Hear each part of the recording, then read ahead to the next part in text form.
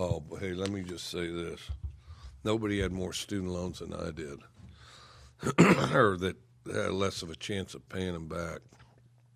So I left undergrad, no student loans. Would go home to Wyoming every summer. So I went 8 semesters, summer and winter, then went home, worked, and then paid for the semesters. Worked on campus too. So I didn't have any loans after undergrad. Then law school, I had a ton of student loans, like 38,000.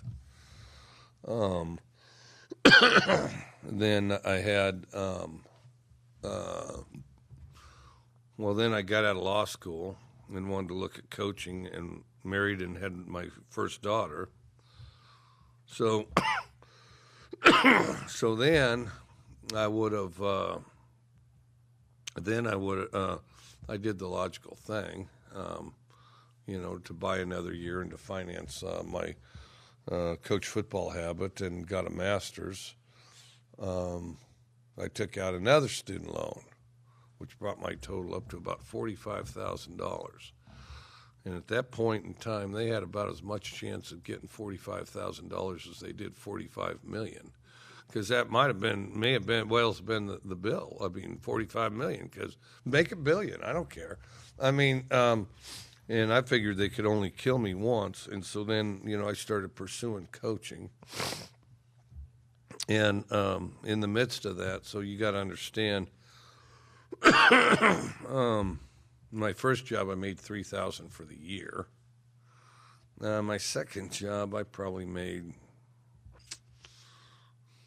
I don't know, maybe 10. Living in Southern California, I could substitute teach in the off season some, and then then the next job I'm making like $13,000 in Iowa, but you can't substitute teach because they're only paying you like $30 a day, So then it really wasn't worth it. It wasn't, and so then because I was cutting away from my regular job, and so then at Wesleyan, though, they did let me teach a couple classes, and I had the weird distinction of teaching 2 classes while taking a class or 2.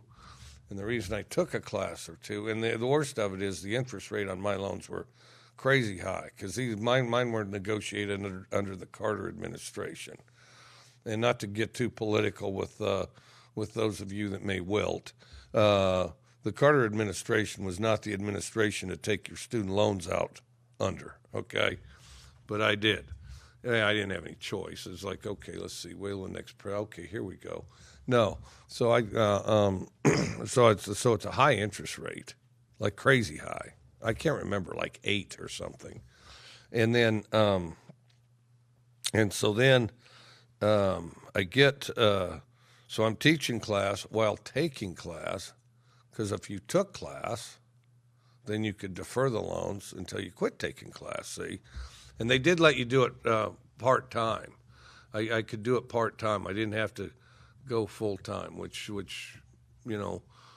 sometimes you do, depending, what loans you take out. Sometimes you do, So I could defer them if I'm going to school half-time. And I'd take classes I was interested in, and they're pretty good classes. Philosophy of Western thought and civilization, abstract expressionist artists, history of Cuba, history of the Caribbean. So they were good classes. But I was dead broke and took those classes so that I could defer my loans. Because it was 6 months after you leave school.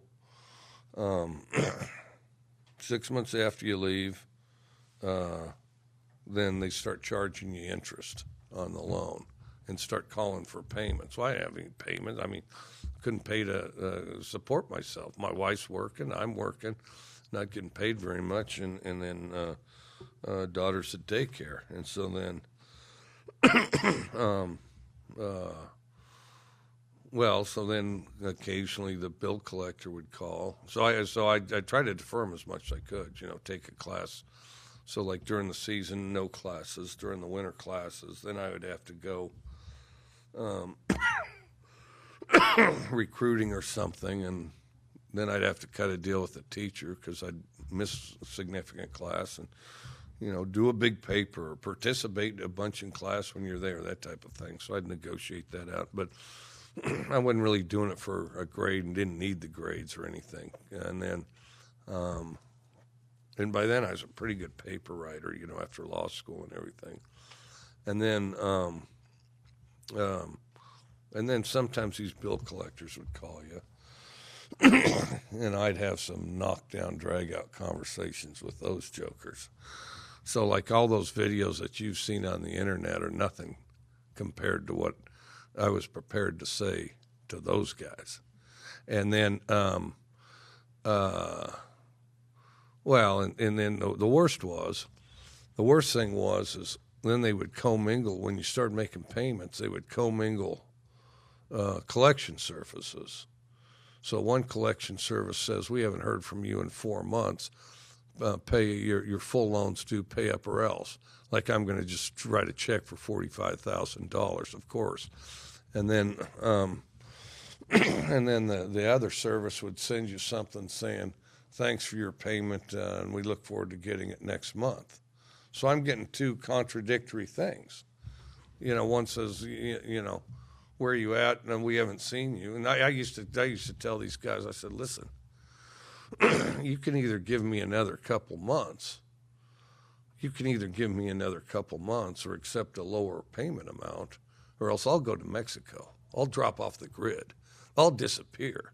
You will never see me again. And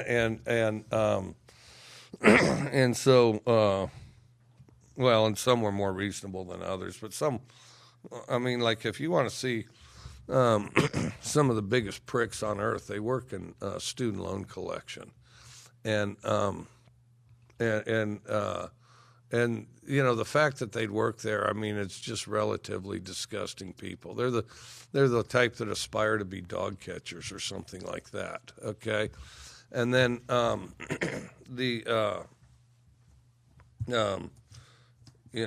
yep, I'm going to pick up that cat or dog so I can break that kid's heart. So they that goes back and forth, and then so they can't even untangle the paper of what they've received and what they haven't. They didn't even know how much they'd received. And so then I said, okay, I'm not paying any of you because whatever I pay you, you're losing. You can't even keep track of it. Typical action, typical federal government stuff, right? Federal government should manage everything, and they can't even keep track of the student loan payments they're getting from, at least not mine. And so, so let's see, that's it. Let's have the federal government handle it.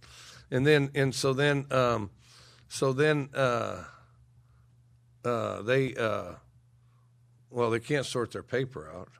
I refuse to pay.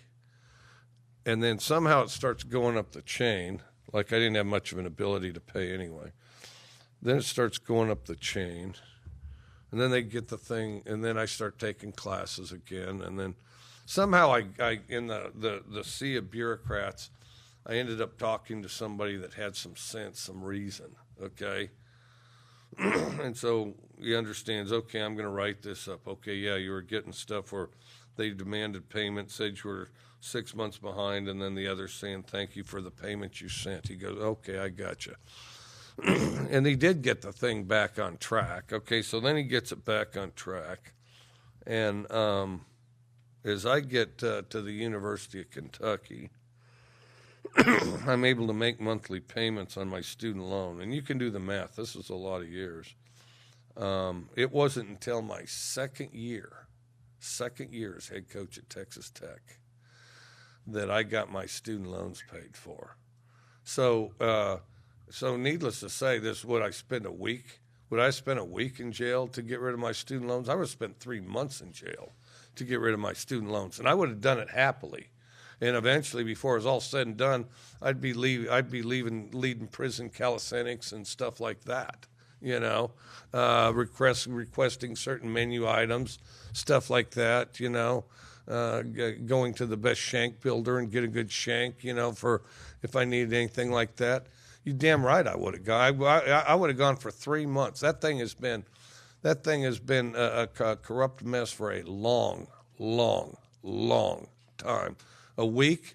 I mean, I would have been like that leprechaun on the damn Lucky Charms if they said, okay, 1 week, all your student loans are erased. I would have gone in the hole for 1 week.